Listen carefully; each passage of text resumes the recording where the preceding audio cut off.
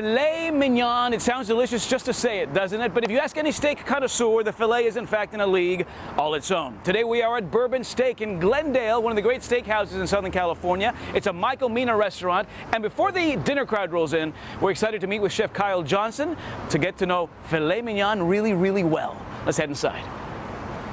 Hey, Chef Kyle. Hello, how are you? Good to see you. Good to see you as well. We've got some filet to handle here in just a little bit, but first with a little bourbon, right? Yeah, always bourbon. We're Bourbon Steak, so naturally we have a selection of over 50 whiskeys. These are three of my favorites, right? So I just wanted to start over here. This right here is the Whistle Pig Straight Rye. It's a 10-year. This is actually comes from Vermont and distilled in Canada. Next, what we have is our Angel's Envy.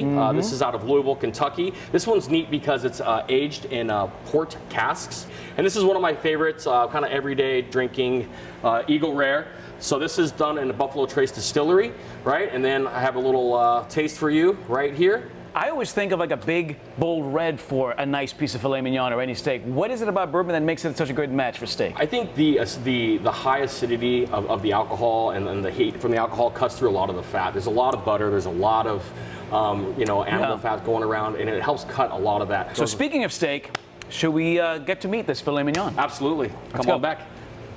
So Chef, this is your canvas. So what we have here is an assortment of our cuts here that we serve at the restaurant. Up top here we have our cowboy ribeye. So this is 20 ounces. This has been dry aged, right? So it has a little bit of funk and nuttiness. Next to it, this is a Delmonico Ribeye. This is 16 ounces. This has no bone on it. And then down here we have our big featured steak. This is a tomahawk. So this is Australian Wagyu. This is 30 ounces right here. I have a special place in my heart and in my belly for filet mignon. But how do I know I'm getting a nice cut of filet mignon to start off with? You're going to want to see a filet that's really bright in color, so something that's really deep red. You're always looking for a little bit of marbleization. Now, filets have the least amount of marbleization. So it's okay to get nice and personal with it? You want to feel it? Yeah. Part of knowing it's a good piece of meat is you want to basically get nice and intimate with it. You feel it. You know, cooking is a very romantic thing. It is, yeah. So sometimes, though, I feel like I've got to over-season a piece of meat like this, and am I wrong thinking that way? No, I think if you buy really great quality beef, that the flavor is already going to be in there. Salt is just going to enhance it. I season all sides of the steak. Another trick that you can do is season really high. So we're going to put these right inside of this butter bath here. So we're running it about 120 degrees, and these are going to sit in here for about 20 minutes. And then underneath we have shallots, fresh bay leaf, rosemary, thyme, and cracked black pepper. So these just sit in there, and what happens is it'll start to warm the steak through, and it'll start to disperse in the fats and just gently start to melt those down. What we're going to do throughout the entire cooking process, I recommend these steaks medium rare, is we're going to take a little red wine butter and just continuously baste this filet while it's on the grill as we're marking it up. There's always the 10 o'clock, 2 o'clock to get those nice diamonds as a rule of thumb, right? So you would just flip that and you get those nice X's that everybody wants to see when they're grilling. A really hot grill. We also have a little smoke that comes through the bottom of this, so we use hickory chips as well. I think that would be about 2 minutes on each side, right, to create those X's, and then we'll flip it.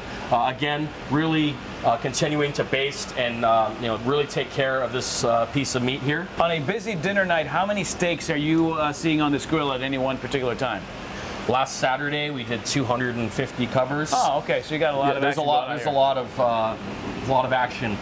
So is that looking ready to do right now? Yeah, absolutely. We're about medium. Are you feeling it? Are you getting it? So what we'll do is we'll touch it. We're looking for a pretty strong spring back on it. So it's medium rare. This is our 8-ouncer here, and again, I'm pretty generous with the butter and basting that. I think one of the most important things to do with a cut of any cut of meat is let it rest. Let it rest. Let it rest. It's game time. There you go. Absolutely. So what we have here is our fully rested filet mignon, and we're going to slice this up here for you.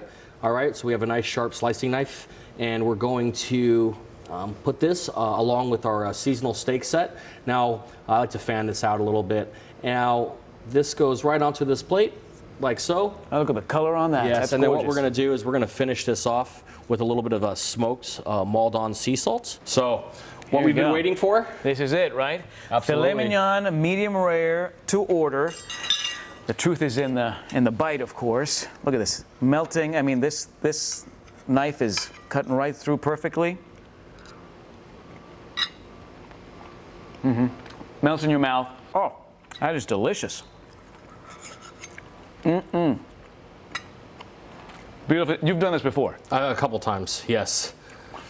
Talk to me a little bit about the motif here at the restaurant, because it is a bit of an homage to the aviation history here in Glendale, right? The aviation theme goes along with the roaring 1920s Hollywood, and then a lot of the movie scenes that they used to film back in those days. You see the luggage straps that we have here kind of represent that. We have the armoire, the globes. What's really neat too is our postcards.